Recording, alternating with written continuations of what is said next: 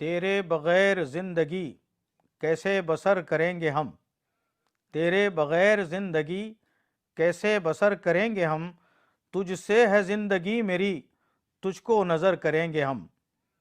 دل کی بستی میں کہاں وسعت سما کوئی سکے، دل کی بستی میں کہاں وسعت سما کوئی سکے، ایک ہی تو آپ ہیں جس کو نہاں پایا ہوں میں۔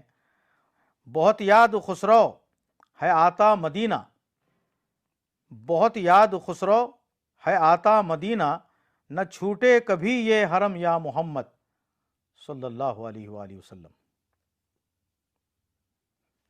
صوفیان باصفا، صوفیان باصفا را دیدم، صوفیان باصفا را دیدم، شیخ مکتب را نکو سنجیدام۔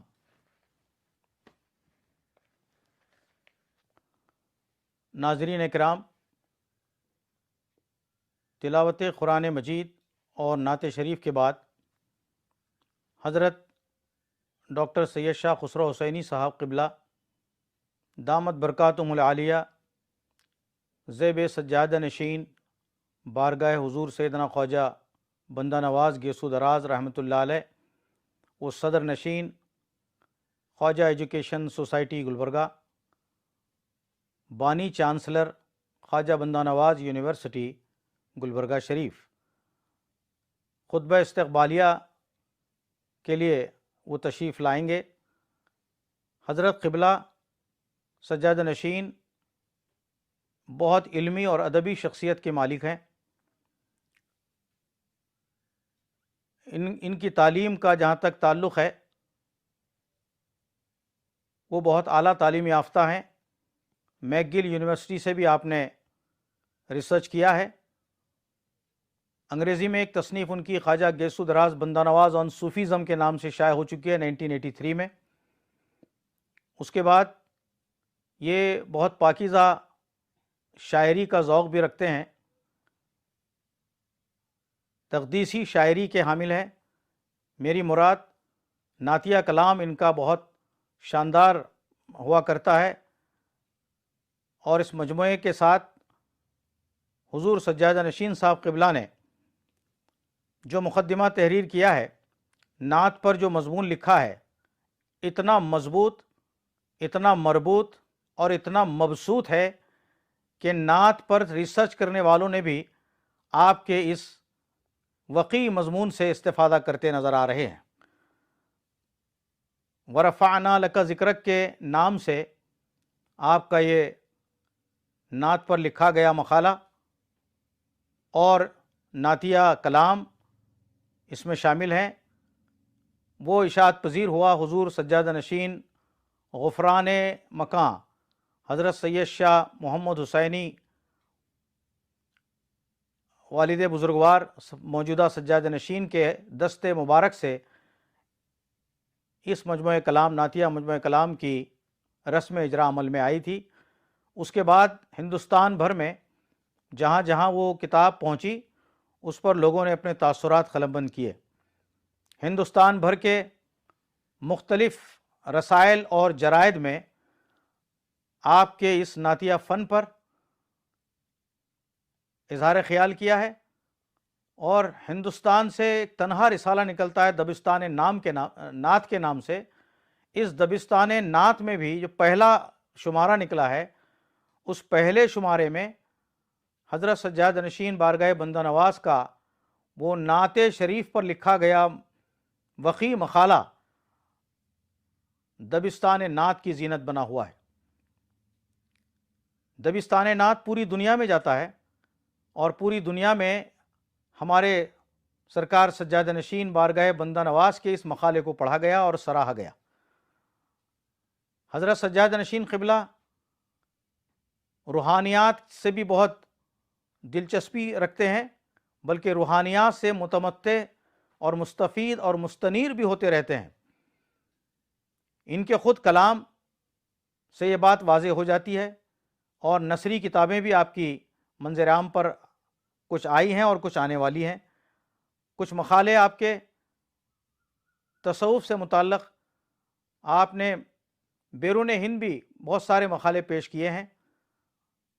مختصر یہ ہے کہ حضرت سجادہ نشین بارگاہ بندہ نواز ڈاکٹر سید شاہ خسرو حسینی صاحب قبلہ بڑے علمی، ادبی اور صوفی مزاج کے حامل ہیں۔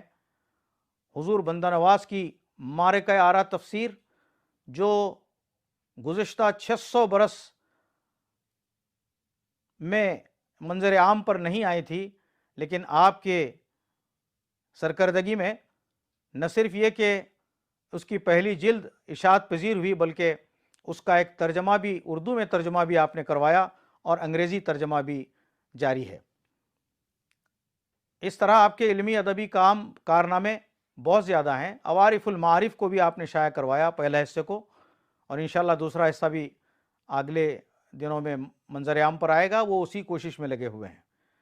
میں درخواست کرتا ہوں حضرت ڈاکٹر سید شاہ خسرو حسینی صاحب قبلہ مد ظلہ العالی سجادہ نشین بارگاہ بندہ نواز سے کہ وہ اپنا خطبہ استقبالیہ پیش فرمائیں۔ نحمدہ و نصلی علی رسولہ الکریم۔ حضرات، معزز سامعین، خالہ نگاران، علماء اکرام، مشائخین عظام، السلام علیکم۔ آج ہم عرس حضرت خواجہ بندہ نواز گیسو دراز رحمۃ اللہ علیہ کے 616واں سال منانے جا رہے ہیں۔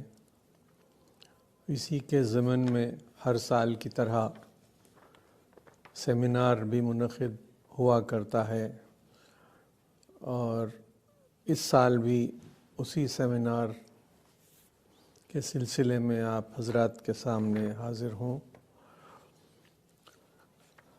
میں یہ ضرور مجھے کہنا پڑے گا کہ یہ بڑا ہی عجیب سال ہے۔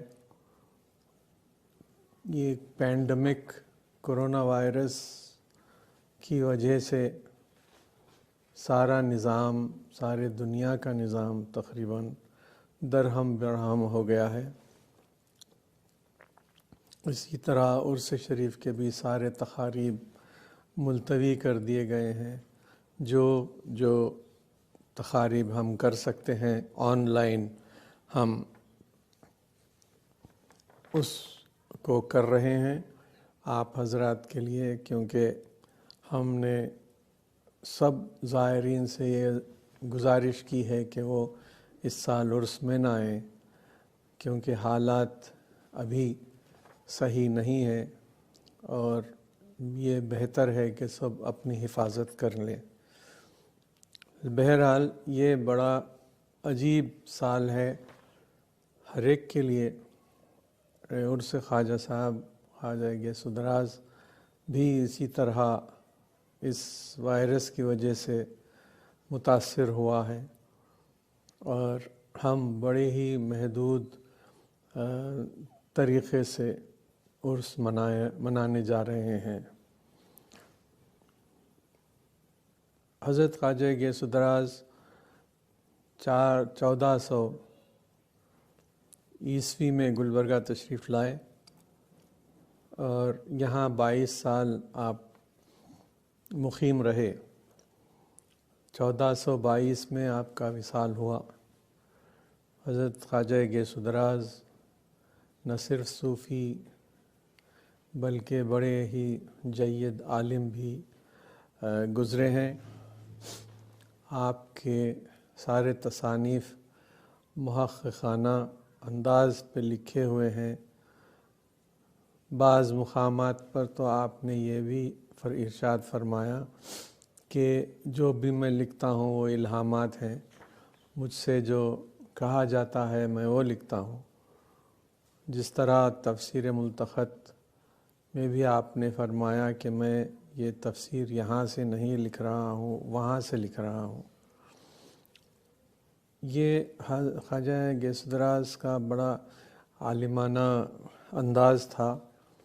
آپ شاید چشتیہ صوفیوں میں سب سے پہلے صوفی گزرے ہیں جو تصانیف کی طرف توجہ فرمائیں، اور آپ سے تقریباً 105 کتابیں منسوب ہیں۔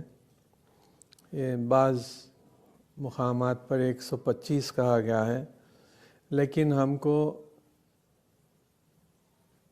سیر محمدی میں 44 تصانیف کا ذکر ملتا ہے ناموں کے ساتھ، اور ہم کو ابھی تو بہت سے تصانیف کی تصدیق کرنا باقی ہے جو خواجہ صاحب سے منسوب مختلف کتب خانوں میں موجود ہیں۔ اس میں تصانیف بھی ہیں، رسالے بھی بہت زیادہ ہیں۔ بہرحال ہمارے ہاتھ تقریباً بہت کم کتابیں لگی ہیں، اور ان کو میرے والد بزرگوار نے نور اللہ مرقدہ بہت سے تصانیف کی اشاعت فرمائی ہے، اور ابھی جو کام باقی ہے وہ ہوتا جا رہا ہے۔ تفسیر ملتقط کی بھی تصحیح ہو رہی ہے دائرۃ المعارف حیدرآباد میں، اور اس میں ایک پہلی جلد کی طباعت بھی ہو چکی ہے اور منظر عام پر لا چکے ہیں۔ اس کے ساتھ ایک الگ جلد میں مقدمہ ہے پورا، اور یہ بھی میں کہنا ضروری سمجھتا ہوں کہ پہلی جلد کا اردو ترجمہ بھی ہو چکا ہے، اور وہ بھی منظر عام پر آ چکا ہے۔ اب دائرۃ المعارف میں چونکہ یہ وائرس کی وجہ سے کام سب رکا ہوا ہے، لیکن پھر بھی ایک اور جلد نمبر 3 یہ کہا گیا ہے کہ چھپ چکا ہے، اور جلد نمبر 2 بھی مکمل ہے، چھپنے کے لیے قابل ہے، لیکن یہی معاملات ایسے ہیں آج کل، اس وجہ سے وہ رکے ہوئے ہیں۔ دعا فرمائیں کہ اللہ تعالیٰ اس وبا کا خاتمہ کر دے اور سارے انسانیت کا تحفظ فرمائے، آمین۔ آج کیونکہ ہم درگاہ شریف میں سیمینار کا منعقد ہونا ملتوی کر دیا ہے، ہم نے اس سیمینار کو آن لائن آپ کے سامنے پیش کرنے کا ارادہ کیا ہے، اور انشاءاللہ ہو جا رہا ہے وہ، تاکہ یہ 1 سال بھی ناغہ نہ ہو، اس لیے ہم یہ کوشش کر رہے ہیں کہ جتنے بھی تقاریب ہم آن لائن دکھلا سکتے ہیں ہم دکھلا دیں گے۔ اسی طرح سیمینار بھی انشاءاللہ آن لائن یوٹیوب پر حضرت خواجہ غیث الدراز کے سائٹ پر آپ حضرات دیکھ سکیں گے۔ یہ سیمینار میں ہم عموماً ہر سال اس سیمینار میں 2 موضوعات خواجہ صاحب سے تعلق رکھتے ہیں، اور ایک موضوع عام تصوف کے موضوع پر رہتا ہے۔ اس سلسلے میں ہم اس سال ایک مقالہ جو حضرت خواجہ غیث الدراز کی علمی کاوشیں اور آپ کے صوفیانہ طور طریقے اور حالات احوال کے تعلق سے ہم یہ طے کیے تھے ایک موضوع رکھیں جس کا نام ہے حضرت خواجہ بندہ نواز بحیثیت عالم و صوفی، اور ہم نے پروفیسر سید علیم اشرف صاحب جائسی صدر شعبہ عربی مولانا ابوالکلام آزاد یونیورسٹی حیدرآباد سے درخواست کی تھی، اور انہوں نے اس درخواست کو قبول فرمایا، ہم ان کے مشکور ہیں۔ دوسرا مقالہ، ہمیشہ حضرت خواجہ غیث الدراز کی تعلیمات تصانیف میں ہر جگہ آپ پائیں گے کہ آپ کے پاس شریعت کی بڑی اہمیت تھی، اور آپ ہمیشہ یہ کہتے تھے کہ طریقت بغیر شریعت کے ناممکن ہے، لیکن شریعت بغیر طریقت کے ثابت ہے اور ممکن ہے۔ اسی لیے ایک دوسرا عنوان حضرت خواجہ بندہ نواز کی تعلیمات میں شریعت کی اہمیت کے نام سے ایک موضوع ہے، جس کو حافظ سید محمد علی الحسینی نے اس کو پیش کرنے کی سعادت حاصل کر رہے ہیں۔ تیسرا جو عام تصوف سے تعلق رکھنے والا جو موضوع ہے وہ ہے اس تعلق سے ہے کہ جس کو ہم احسان جو اصطلاح ہے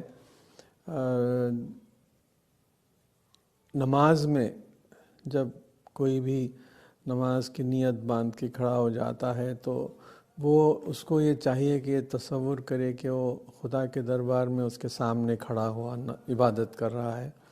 اگر یہ نہ کر سکے تو کم از کم یہ تصور کریں کہ اللہ تعالیٰ اس کو دیکھ رہا ہے۔ اس کو احسان کہتے ہیں۔ یہ احسان، یہ اصطلاح احسان تصوف کی بھی بنیاد ہے، اور اس لیے ہم اس عنوان کا نام تصور احسان اور تصوف رکھا ہے۔ اور اس سلسلے میں پروفیسر حافظ سید بدیع الدین صاحب صابری، صدر شعبہ عربی عثمانیہ یونیورسٹی سے درخواست کی تھی کہ وہ اس عنوان کو قبول کریں اور اپنا مقالہ پیش کریں۔